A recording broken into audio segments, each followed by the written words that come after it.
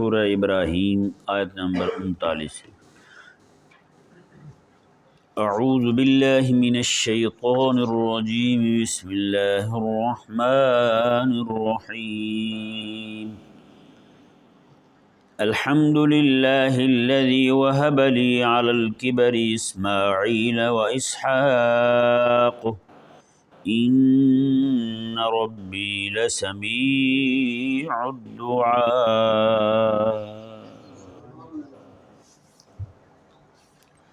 حضرت سیدنا ابراہیم علیہ نبینا و علیہ السلام اللہ تبارک و تعالی کی بارگاہ میں دعاؤں کا سلسلہ جاری رکھے ہوئے ہیں۔ اتنے میں ابراہیم علیہ السلام اپنی ذات پر اللہ تبارک و تعالی کے پرانے انعامات کو بھی ذکر کرتے ہیں۔ جیسے ہم دعا کرتے ہیں، جیسے ہم کسی کے پاس کچھ لینے کے لیے جاتے ہیں تو اس کو جا کے اس کے پچھلے احسانات بھی یاد دلواتے ہیں۔ دیکھیں جی فلاں وقت پہ بھی آپ نے ہمارے ساتھ تعاون کیا تھا، آج تک آپ نے ہمیں کبھی بے یار و مددگار نہیں چھوڑا۔ ابراہیم علیہ السلام جو ہیں، یہ چیزیں جو ہے نا، یہ جس کے پاس بندہ گیا ہے اس سے لینے کے لیے مزید ممد اور معاون ثابت ہوتی ہیں۔ ابراہیم علیہ السلام بھی اللہ تبارک و تعالیٰ کی بارگاہ میں جن نعمتوں کو مانگ رہے ہیں، ان نعمتوں کے ساتھ ساتھ پرانی نعمتوں کو، جو قدیم انعامات اللہ تعالیٰ کی طرف سے آپ پر ہوئے تھے، وہ بھی آپ ذکر کر رہے ہیں۔ اور ان کے ذکر کرنے میں بھی ایک عجیب حکمت ہے۔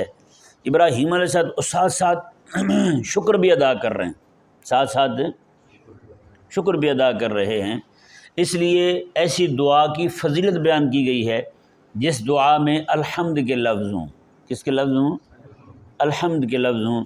الحمدللہ رب العالمین، یہ والے الفاظ ہوں۔ مطلب یہ کہ بندہ مومن جو ہے وہ اللہ تعالیٰ کی بارگاہ میں جب مانگ رہا ہے تو وہ ساتھ ساتھ شکر بھی ادا کر رہا ہے اس کی نعمتوں پر، نہ شکری والا معاملہ نہیں ہے، اور ساتھ یہ بھی عرض کر رہا ہے مولا اگر تو عطا فرما دے تو آئندہ بھی میں شکر ہی کرتا رہوں گا، پہلے بھی تیرا شکر گزار بندہ ہوں، آگے بھی شکر گزار بندہ رہوں گا۔ اور ساتھ ساتھ یہ بھی بات ذہن میں رہے گی کہ مولا تو عطا فرما دے تو بھی تیرا شکر گزار بندہ ہوں، اگر تو نہ عطا فرمائے اپنی حکمت کے تحت تو بھی تیرا شکر گزار بندہ ہوں۔ یعنی کسی بھی معاملے میں میں تیری بارگاہ سے سر پھیرنے والا نہیں ہوں، میں تیرا ناشکرہ نہیں ہوں، میں تیری بارگاہ میں سر جھکائے ہوا ہوں، ہر حال میں ہمہ وقت میرا سر جو ہے وہ تیری بارگاہ میں جھکا ہوا ہے۔ تو حضرت سیدنا ابراہیم علیہ نبینا و علیہ السلام جو ہیں، آپ دعا کرتے کرتے عین بیج دعا کے پچھلے معاملات جو ہیں ان کو ذکر کرتے ہیں اور کہتے ہیں الحمدللہ الذی وہب لی علی الکبر اسماعیل و اسحاق۔ کہتے ہیں کہ تمام تعریفیں اس اللہ تبارک و تعالیٰ کے لیے ہیں جس نے مجھے بڑھاپے میں اسماعیل بھی دیا اور اسحاق بھی دیا۔ جی اسماعیل بھی دیا اور اسحاق بھی دیا۔ اللہ اکبر کبیرہ۔ تو اس آیت مبارکہ میں مزید ایک جو ہے وہ الکبر کے لفظ استعمال کرنے میں ایک عجیب حکمت ہے۔ ابراہیم علیہ السلام نے صرف یہ نہیں کہا کہ مولا تو نے مجھے اسماعیل دیے اور اسحاق دیے، نہیں، بلکہ ابراہیم علیہ السلام شکر بھی ادا کر رہے ہیں تو یوں ادا کر رہے ہیں کہ مولا تو نے مجھے اسماعیل دیا اور اسحاق دیا، ایسی حالت میں جب عام طور پر لوگ اولاد سے مایوس ہو جاتے ہیں۔ بڑھاپا آ گیا تو لوگ سمجھتے ہیں کہ اب جو ہے نا ہماری اولاد کا موسم نہیں رہا۔ ظاہر بات ہے اولاد کا بھی ایک موسم ہوتا ہے، وہ بندہ بوڑھا ہو بالکل تمام اور جناب وہ اس پہ راشہ طاری ہو، عصے کے ساتھ چلتا ہو، اور وہ جناب چاہے کہ میں شادی کر لوں اور میرے ہاں بچے آ جائیں تو لوگ بھی اس کو دیوانہ ہی کہیں گے، لوگ اس کو سمجھدار نہیں کہیں گے۔ تو لہٰذا ایسی عمر کو پہنچ جانا جس عمر میں جو ہے وہ ایاس کی حالت ہو جائے، بندہ جو ہے نا وہ بالکل مایوس ہو جائے اولاد سے۔ ابراہیم علیہ السلام بھی اللہ تبارک و تعالیٰ کی بارگاہ میں عرض کرتے ہیں مولا تو نے مجھے اسحاق دیے تھے اور ابراہیم اور اسماعیل دیے تھے، وہ بھی ایسی حالت کو میں پہنچ گیا تھا جب عموماً لوگ مایوس ہو جاتے ہیں، تو نے ایک بار مجھے پھر امید بندھائی تھی، تو نے مجھے 2 بیٹے عطا فرمائے۔ جی تو ابراہیم علیہ السلام کے کہنے کا یہ یہاں پہ ان کے اپنے بڑھاپے کے ذکر کرنے کا مقصد جو ہے وہ یہ ہے کہ یا اللہ جیسے وہاں پہ امید نہیں تھی کہ میرے ہاں بھی اب اولاد ہو جائے گی، تو نے کرم فرمایا مجھے اولاد عطا فرمائی۔ مولا یہاں پہ بھی بظاہر مکہ مکرمہ میں آثار نہیں ہیں، یہاں پہ بھی پھل ہیں، یہاں پہ بھی لوگ جمع ہوں، یہاں پہ بھی آبادی ہو، ظاہری بات ہے کچھ ہے نہیں وہاں پہ تو لوگ کیسے آئیں گے؟ تو حضرت ابراہیم علیہ السلام جو ہیں وہ پرانی بات اسی طرح کی، جب عموماً بندہ سن ایاس کو پہنچ جائے، مایوسی کی حالت کو پہنچ جائے، تو اللہ تعالیٰ نے انعام فرمایا، کہنے لگے مولا یہاں کوئی بھی ہوگا وہ تو مایوس ہو سکتا ہے، لیکن میں تیرا خلیل، میں تو تیری رحمت کاملہ سے اور قدرت کاملہ سے آگاہ ہوں، تو نے مجھے ایسی حالت کو پہنچ کے بیٹے عطا فرما دیے تھے، تو مولا تو وہ خالق اور مالک ہے جو ایسی حالت میں پہنچے ہوئے بندے کو بیٹے عطا فرما دیتا ہے، تو پھر یہ تو کوئی شے ہی نہیں ہے۔ جہاں پہ ہم کھڑے ہیں تو بندے بھیج دے، ان کے دل یہاں جھکا دے، لوگ یہاں آ کر کے قیام پذیر ہو جائیں، تو یہ تو تیرے لیے کوئی مشکل والی بات ہی نہیں ہے، نہ پچھلا مشکل کا تھا کام، نہ یہ مشکل ہے، تیرے سامنے تو کچھ مشکل نہیں ہے، تو نے صرف فرمانا ہے کن تو فیکون، اگلا معاملہ خود بخود ہی ہو جانا ہے۔ جی اللہ اکبر کبیرہ۔ حضرت سیدنا ابراہیم علیہ نبینا علیہ السلام نے پھر عرض کی، ان ربی لسمیع الدعاء، بے شک میرا رب جو ہے وہ دعا کو سننے والا ہے۔ دعا کو سننے کا معنی یہاں پہ قبول کرنا ہے، سننے کا معنی کیا ہے یہاں پہ؟ قبول کرنا ہے۔ یہ ذہن میں رہے کہ یہاں پر دو جملے جو ہیں وہ بطور خاص وَحَبَرِيَ الْكِبَرِ اسماعیل و اسحاق بھی وہ اللہ تبارک و تعالیٰ کی تعریف کے لیے ہی کہے گئے ہیں، لیکن دو جملے خاص طور پر الحمدللہ الذی اور ان ربی لسمیع الدعاء، یہ وہ تعریفی کلمات ہیں جو اللہ تبارک و تعالیٰ کی بارگاہ کے یعنی کہ بارگاہ میں دعا کی قبولیت کے لیے، یعنی مزید قبولیت کے لیے یہ جملے ابراہیم علیہ السلام کی طرف سے بولے گئے ہیں۔ علماء فرماتے ہیں کہ ایسے کلمات جو تعریفی کلمات ہوں وہ اللہ تبارک و تعالیٰ کی بارگاہ میں بولنا جو ہے یہ قبولیت، دعا کی قبولیت کو مزید قریب کر دیتا ہے، دعا کو قبولیت کے مزید قریب کر دیتا ہے۔ جیسے دیکھیں یہ میں صرف مثال سمجھانے کے لیے دے رہا ہوں، جمعرات کو عموماً فقیر آتے ہیں، رمضان المبارک میں روز آتے ہیں، فقیر آگے کیا کہتے ہیں؟ تعریف ہی کرتے ہیں نا، ہے یا نہیں؟ فقیر تعریف کرتا ہے، حاجی صاحب کی خیر دعائیں دیتا ہے، ہاں جی، حاجی صاحب کے بچوں کی خیر، ان کی جوڑی سلامت رہے، اس طرح دعائیں دیتا ہے۔ اس طرح کی دعائیں دینے کا مطلب کیا ہوتا ہے؟ ہاں جی، تاکہ اس کو بھیک مل جائے، تاکہ اس کو بھیک مل جائے، اپنے عجز کا اظہار کر رہا ہوتا ہے، اپنے دل کے ان کی طرف میلان کا اظہار کر رہا ہوتا ہے، اور اپنی محبت کا ان کے ساتھ اعلان کر رہا ہوتا ہے۔ تو بندہ مومن جو ہے وہ رب تبارک و تعالیٰ کی بارگاہ میں جب ہاتھ اٹھاتا ہے تو وہ بھی اپنی محبت کا اظہار کر رہا ہوتا ہے مالک عز و جل کی بارگاہ میں، اور ایسے الفاظ وہاں پہ لاتا ہے جو الفاظ مزید دعا کو قبول کرنے کے قریب کر دیں۔ جیسے دیکھیں نا یہاں پہ لفظ بھی کیسے لائے ابراہیم علیہ السلام، ان ربی لسمیع الدعاء، بے شک میرے رب دعا کو قبول فرمانے والا ہے، میرے رب دعا کو قبول فرمانے والا ہے۔ یہاں پر یہ جملہ لانے کا مطلب یہ ہے کہ مولا تو ہے ہی دعا کو قبول فرمانے والا، تیری یہ شان ہے، پھر میں مانگ رہا ہوں تو اسے میری دعا بھی قبول فرما لے۔ کیا انداز ہے یہ ابراہیم علیہ السلام کا عطا فرمایا وہ انداز ہے۔ تو اس لیے جب بھی دعا مانگے تو اس میں اللہ تبارک و تعالیٰ کی بارگاہ میں جو اس کے جو اسماء صفاتیہ ہیں ان میں سے بھی کچھ ذکر کر دیے جائیں، یا اللہ تو خالق اور مالک ہے، تو ہی عطا فرمانے والا ہے، تو ہی بخشش فرمانے والا ہے۔ بخشش مانگ رہا ہے تو اللہ تعالیٰ کے لیے غفور الرحیم کا لفظ بولے، کچھ مانگ رہا ہے اولاد مانگ رہا ہے تو پھر وہ دعا مانگے جو ابراہیم حضرت زکریا علیہ السلام نے مانگی تھی، جی، اور اپنے گھر کا سکون چاہتا ہے تو ربنا ہب لنا من ازواجنا وذریاتنا قرۃ اعین، یا اللہ ہمیں جو ہے نا وہ ہمارے گھر والوں کو ہماری آنکھوں کی ٹھنڈک بنا دے، یہ نہ ہو کہ ان کی وجہ سے ہماری آنکھیں جو ہیں وہ گرم ہی رہیں ہر وقت۔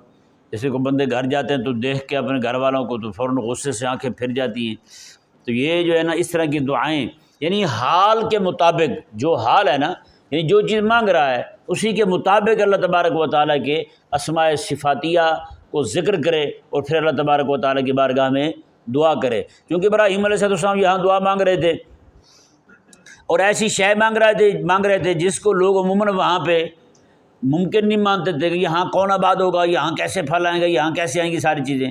ابراہیم علیہ السلام نے وہاں پر کھڑے ہو کر کے یہ دعا مانگی اور ساتھ ایک ایسی حالت کا ذکر کر دیا جس حالت کو عام طور پر لوگ جو ہے وہ مایوسی کی حالت کہتے ہیں، بڑھاپے میں جا کے اولاد پیدا ہونا۔ تو ابراہیم علیہ السلام اس کیفیت کو ذکر کر کے ساتھ ہی کہا ان ربی لسمیع الدعاء، مولا تو دعا کو قبول فرمانے والا ہے، جیسے تو نے میری وہ دعا قبول فرمائی تھی اسی طرح یہ دعا بھی قبول فرما لے۔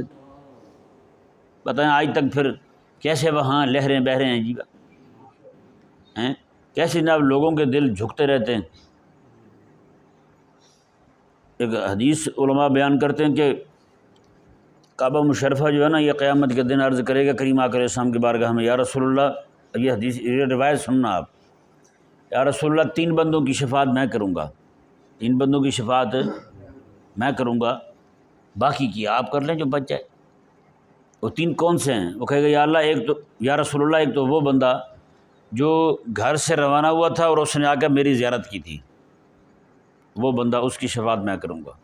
اور دوسرا بندہ وہ جو گھر سے روانہ تو ہوا تھا لیکن یعنی حالات بھی سازگار تھے سارا کچھ، لیکن راستے میں ہی فوت ہو گیا، وہ میرے تک نہیں پہنچ سکا، تو چونکہ وہ مسافر تھا میری طرف ہی چلا ہوا تھا تو اس لیے اس کی شفاعت بھی میں کروں گا۔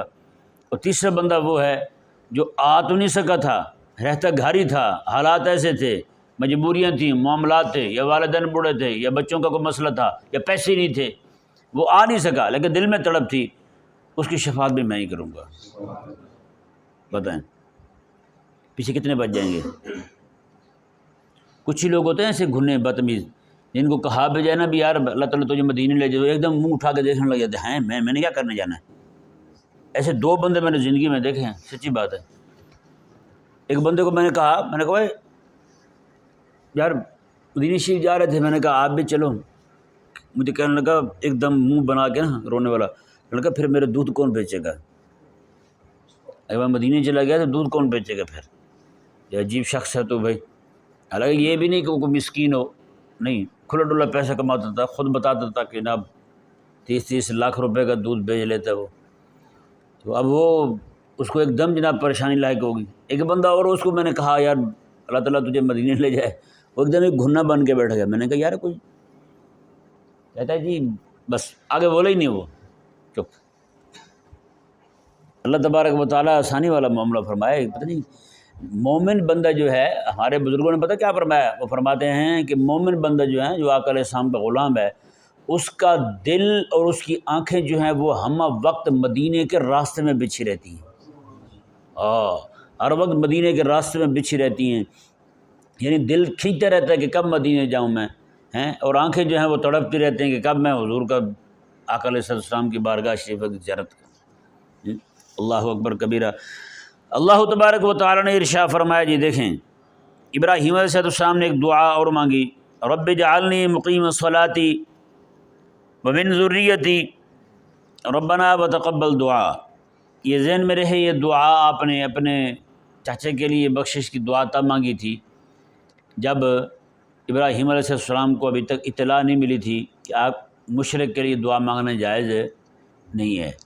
جی پھر آیہ مبارکہ اللہ تعالیٰ نے قرآن کریم میں بھی وہ آیہ مبارکہ موجود ہے جس میں یہ بیان کیا گیا، وما کان استغفار ابراہیم لابیہ، ابراہیم علیہ السلام کے لیے مناسب نہیں ہے کہ آپ اپنے چاچا کے لیے بخشش کی دعا مانگیں جو شرک کی حالت میں رہا اور شرک کی حالت میں ہی دنیا سے رخصت ہو گیا، ایمان قبول نہیں کیا اس نے۔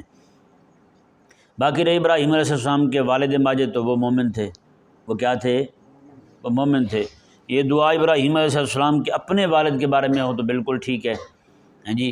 تو اگر یہ دعا جو ہے نا ابراہیم علیہ السلام اپنے چاچا کے لیے مانگ رہے ہوں تو پھر اس دعا کو ابراہیم علیہ السلام کے لیے منسوخ مانا جائے گا کہ انہوں نے دعا مانگی تھی وہ یہ اس حکم کے آنے سے پہلے مانگی تھی جس میں یہ بتایا گیا تھا کہ مشرک کے لیے دعا کرنی جائز ہے نہیں ہے۔ سمجھ آ گئے جی؟ ویسے یہ دعا جو ہے ہم اپنے لیے مانگ سکتے ہیں، اپنے لیے یوں مانگیں گے کہ ہم اللہ تعالیٰ کی بارگاہ میں یوں عرض کریں گے کہ مولا ہم جو ہے تو جسے اپنے والدین کی بخشش مانگ رہے ہیں اگر مومن ہیں تو۔ سمجھ آیا نہیں سمجھ آیا مسئلہ؟ ابراہیم علیہ السلام نے یہ دعا کی اللہ تعالیٰ کی بارگاہ میں، رب اجعلنی مقیم الصلاۃ ومن ذریتی، اے میرے رب مجھے اور میری اولاد کو نماز قائم کرنے والا بنا، مجھے اور میری اولاد کو نماز قائم کرنے والا بنا۔ یہ ذہن میں رہے، یہاں پہ جملہ کوئی اور لفظ کوئی اور بھی آ سکتا تھا، لیکن یہاں پہ مقیم لفظ ہے۔ مقیم جو ہے یہ اس میں فاعل کا صیغہ ہے، نماز کو قائم کرنے والا۔ یہاں پہ فعل نہیں آیا، اقامہ یقیمو، نقیمو کا لفظ نہیں آیا یہاں پر جو ہے وہ اسم کا لفظ ہے۔ اسم جو ہے یہاں پر اس بات پر دلالت کر رہا ہے کہ ہم دائمی طور پر ہمیشہ تیری نماز پڑھتے رہیں، تیری نماز قائم کرتے رہیں۔ اور یہ ذہن میں رہے نماز قائم کرنے سے مراد جو ہے نا وہ صرف نماز فرض ادا کرنا نہیں جیسے ہم پڑھتے ہیں، نماز کے تقاضوں کو بھی پورا کرنا ہے۔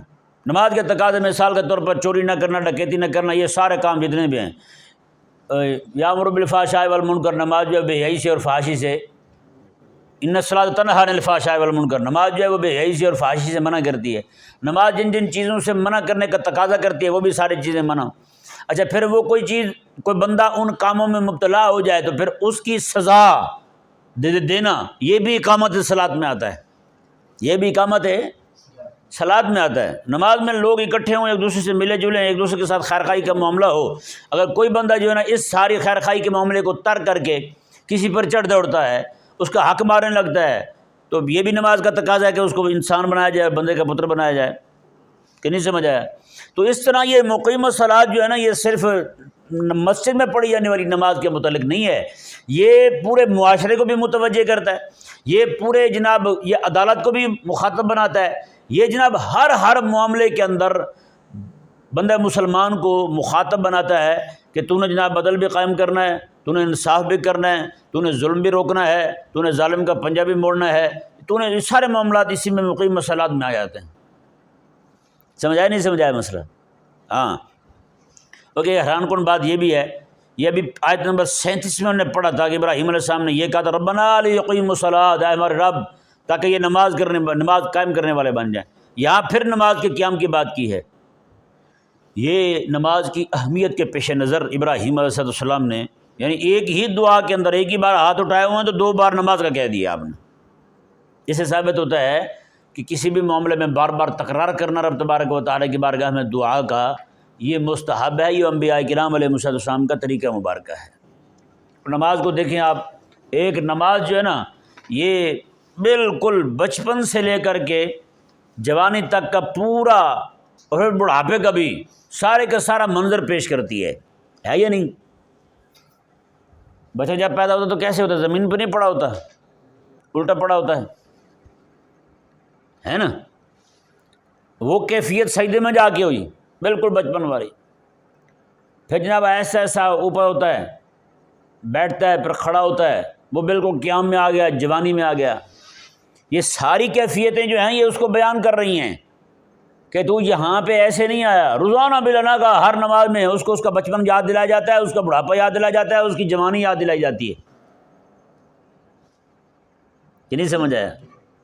ہاں پوری کیفیت یاد کروائی۔ پھر ہر طرح کی تسبیح نماز میں پڑھی جاتی ہے۔ کھڑے ہوتے ہیں تو پہلا جملہ کون سا پڑھتے ہیں بھلا؟ تکبیر کے بعد کیا پڑھتے ہیں؟ سبحانک اللہم، یہ تسبیح ہے۔ یہ تسبیح بھی ایسی ہے، صرف سبحانک اللہم تک ختم نہیں ہے، بڑی لمبی تسبیح ہے۔ سبحانک اللہم وبحمدک وتبارک اسمک وتعالی جدک ولا الہ غیرک، ولا الہ غیرک، یہ تسبیح آ رہی ہے ساری۔ اس تسبیح کو نماز کے بغیر بھی پڑھ سکتے ہیں آپ، کوئی مسئلہ نہیں ہے۔ سبحانک اللہم وبحمدک وتبارک اسمک وتعالی جدک ولا الہ غیرک، یہ آپ پڑھ سکتے ہیں، بالکل کوئی مسئلہ نہیں۔ اور اسی طرح پھر رکوع میں چلا گیا تو پھر تسبیح پڑھ رہا ہے، سجدے میں چلا گیا تو پھر تسبیح پڑھ رہا ہے۔ مطلب یہ کہ کیفیت جو بھی آ رہی ہے رکوع کی ہے، رکوع کی کیفیت کس کی ہوتی ہے؟ بوڑھے کی ہوتی ہے۔ بوڑھا بندہ جو ہے وہ کیا کرتا ہے؟ جھکا ہوتا ہے نا، ہاں جی۔ ویسے ظاہری طور پر نہ بھی جھکا ہو تو وہ جھکے والی کیفیت ہی ہوتی ہے اس بیچارے کی، نہ کچھ اٹھا سکے نہ کہیں پہ آ جا سکے، وہ ایسے جناب پڑا ہوتا ہے۔ جو ایک بوڑھا تھا نا، ایک بابا بیچارہ جا رہا تھا تو کہ لڑکے آپ کو پتہ شیطان ہوتے ہیں، لڑکے کہنے لگے بابا یہ کمان، کیونکہ بندہ جب کبا ہو جائے تو اس کی شکل کمان والی بن جاتی ہے اس طرح کر کے، کہنے لگے بابا یہ کمان کہاں سے لے لیا آپ نے؟ اس نے کہا بیٹا میری عمر کو پہنچو گے مفت میں مل جائے گی، ایڈریس ضرور پوچھنا ہے آپ نے، کہ نہیں؟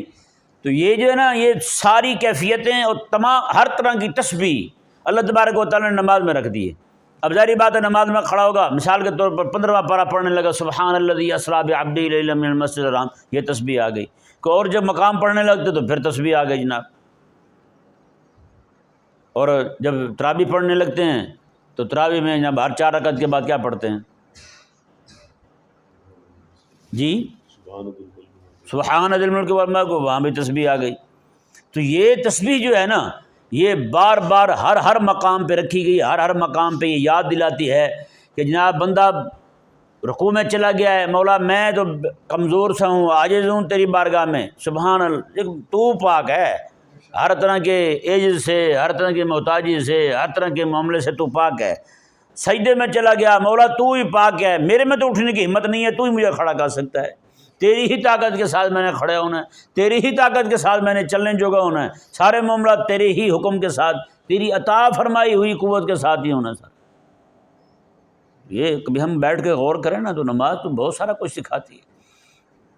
ایک ہی لمحے کے اندر بندے کو جناب اس کا عجز ظاہر کر کے رکھ دیتی ہے، اس کا بڑھاپا بھی یاد دلا دیتی ہے، اس کا بچپن بھی یاد دلا دیتی ہے، اور نماز میں کھڑے کر کے بندے کو جناب جوانی یاد کروا دیتی ہے۔ یہ جوانی ہمیشہ رہنے والی نہیں ہے تیری، قیام کتنی دیر کا ہو جاتا ہے بھلا بتائیں؟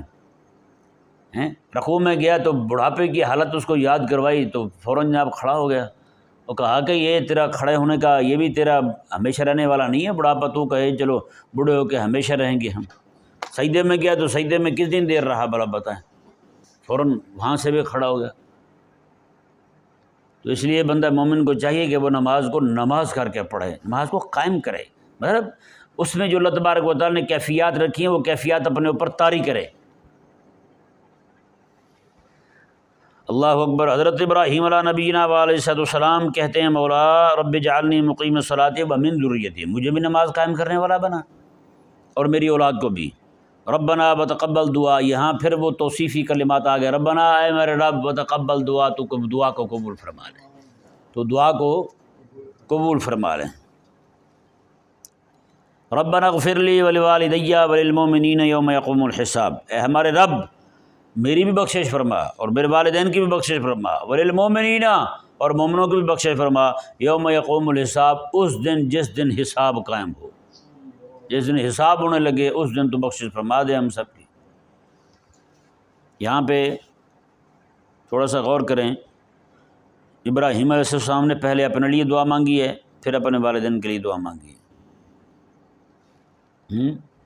پہلے اپنے لیے دعا مانگی ہے، پھر اپنے والدین کے لیے۔ یہ اصل میں حقیقت میں ہمیں ادب سکھایا ہے، کیونکہ سفارش بندہ وہ کرے، میں صرف سمجھانے لگا ہوں۔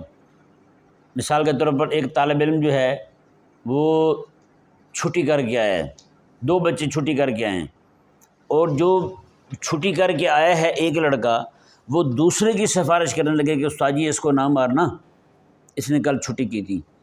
تو استاد کیا کہیں گے؟ مطلوب تو بھی ہے مجھے، ہیں؟ نہیں سمجھ آیا؟ یا تو پھر اپنی چھٹی کی بخشش کروا لے، وہ اپنی چھٹی کا عذر بہانہ کر دے، معافی تلافی ہو جائے تو پھر ٹھیک ہے بھی، چلو بھی استاد جی جو مجھے مسئلہ تھا اسے بھی وہی مسئلہ تھا۔ تو اس طرح کا پھر تو معاملہ ہو سکتا ہے۔ اگر وہ بھی مطلوب ہو، یعنی وہ بھی چھٹی کر کے آیا ہو اور جس کی سفارش کر رہا ہے وہ بھی چھٹی کر کے آیا ہے، تو ظاہری بات ہے اس کا سفارش کرنا اس کی پکڑ کو مزید بڑھا دے گا۔ انہیں پکڑ کے پہلے 2 4 لگانی ہے، بڑا بے شرم ہے تو بھائی، تو چھٹی کر کے آیا ہے، اوپر سے تو سفارشیں کرتا پھرتا ہے۔ نہیں سمجھ آیا؟ یہ میں نے صرف سمجھانے کے لیے آپ کو کہا ہے۔ بندہ مومن جب رب تبارک و تعالیٰ کی بارگاہ میں کسی کے لیے دعا مانگتا ہے نا، یا اللہ اس کو بخش دے، تو اس سے پہلے اپنے لیے دعا مانگتا ہے، یا اللہ مجھے بخش دے، ہاں جی مجھے بخش دے، یا اللہ اب ان کو بھی بخش دے، اب ان کو بھی بخش دے، باقی لوگوں کو بھی بخش دے۔ ربنا اغفر لی ولوالدی، مجھے بھی بخش دے اور میرے والدین کو بھی بخش دے۔ بخشش کی دعا مانگی تو پہلے اپنے لیے مانگی۔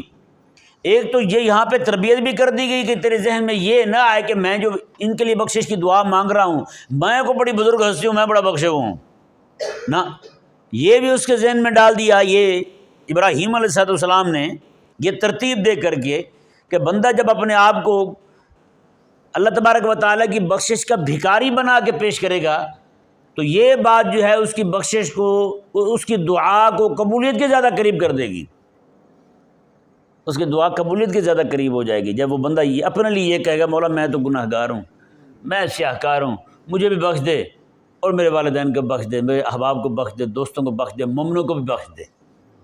سمجھائے نہیں سمجھایا مسئلہ؟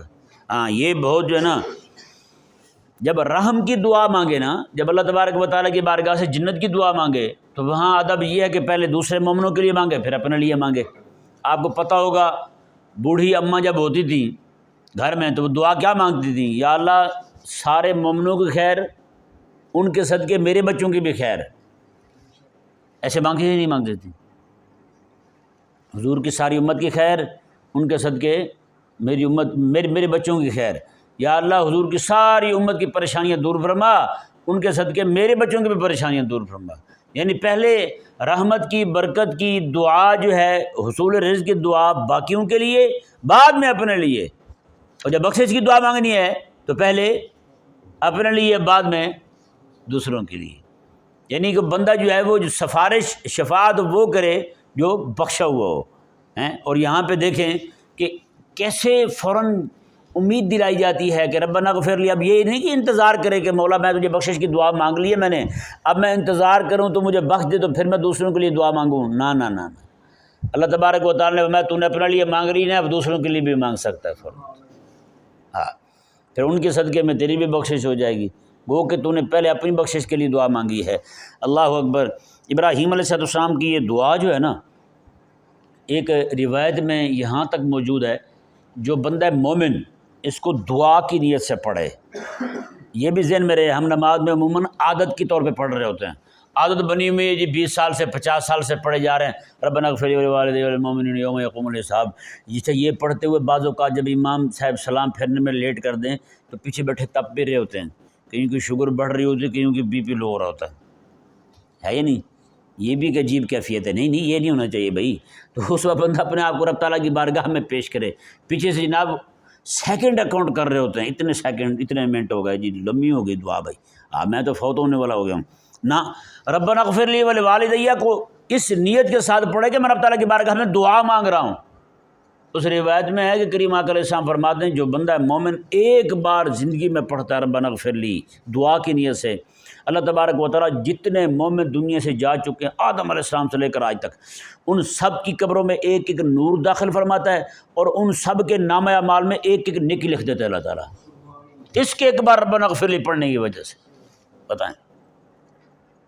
اور کریم آقا علیہ السلام نے ارشاد فرمایا جب یہ خود جائے گا قبر میں تو اس وقت تک جتنے لوگ جا چکے ہوں گے، جتنے لوگوں کے نام اعمال میں اس کی وجہ سے ایک ایک نیکی درج ہوئی ہوگی، ایک ایک نور اس کی قبر میں داخل ہوا ہوگا، اللہ تبارک و تعالیٰ چاہے خربوں کی تعداد کے برابر ہی وہ لوگ کیوں نہ ہوں، ان کی تعداد کے برابر اللہ تعالیٰ اس کے نام اعمال میں نیکیاں بھی درج فرما دے گا، اور ان کی تعداد کے برابر اللہ تبارک و تعالیٰ اس کی قبر میں نور بھی داخل فرما دے گا۔ کیسا پیارا وظیفہ یار۔ تو یہ کوشش کرنی چاہیے نماز کے بغیر بھی ربنا اغفر لی پڑھنا چاہیے، نماز میں ہی بندہ پڑھے نا دعا کی نیت سے۔ تو میں کہتا ہوں پھر بھی جیسے ہماری زبان میں کہتے ہیں وارے نہیں آ رہے ہیں وہ ہو جائے۔ اللہ تبارک و تعالی ہمیں سمجھنے کی توفیق عطا۔